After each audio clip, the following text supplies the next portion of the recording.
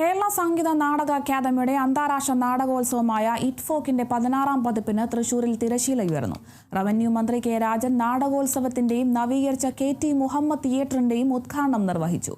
ലോകത്തിലെ വിവിധ വൻകരകളിൽ നിന്നുമുള്ള രാജ്യങ്ങളിലെ കലയും ജീവിതവും സംസ്കാരവും നമുക്ക് അടുത്തറിയാനുള്ള ഇടമായി അന്താരാഷ്ട്ര നാടകോത്സവം മാറിക്കഴിഞ്ഞതായി മന്ത്രി പറഞ്ഞു.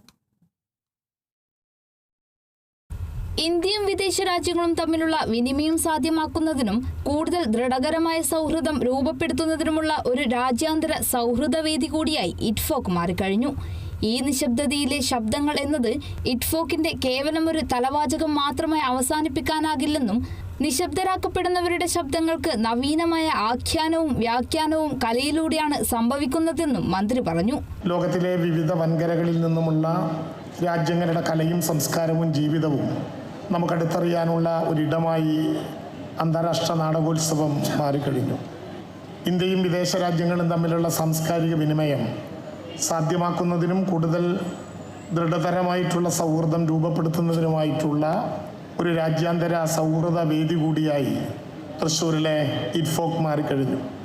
കേരളത്തിൻ്റെ നാടക ചരിത്രത്തിൽ അന്താരാഷ്ട്ര നാടകോത്സവത്തിന് അദ്വിതീയമായിട്ടുള്ള സ്ഥാനമുണ്ട്.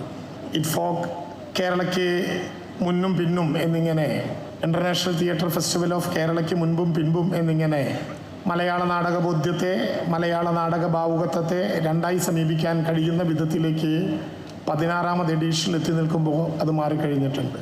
സംഗീത നാടക അക്കാദമി ചെയർപേഴ്സൺ മട്ടന്നൂർ ശങ്കരൻകുട്ടി അധ്യക്ഷത വഹിച്ചു. ചലച്ചിത്ര സംവിധായകൻ ആനന്ദ് പട്വർദ്ധൻ മുഖ്യാതിഥിയായി. ഗുജറാത്തിൽ നിന്നെത്തിയ നാടക ചലച്ചിത്ര പ്രതിഭ ദക്ഷിൺ ഛാര വിശിഷ്ടാതിഥിയായി. ഉദ്ഘാടന ചടങ്ങിന് ശേഷം ഡെൻമാർക്കിലെ ആസ്റ്റീരിയൻസ് ഹസ് തിയേറ്റർ അവതരിപ്പിച്ച് റോമിയോ ആൻഡ് ജൂലിയറ്റ് നാടകം അരങ്ങേറി.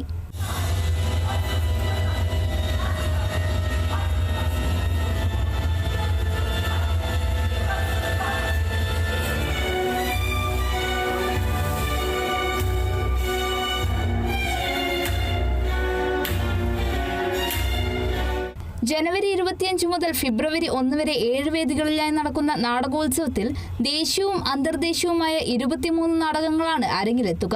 49 വിദേശീയരടക്കം 246 നാടക കലാകാരന്മാർ പങ്കെടുക്കും. Kerala vision news, Thrissur.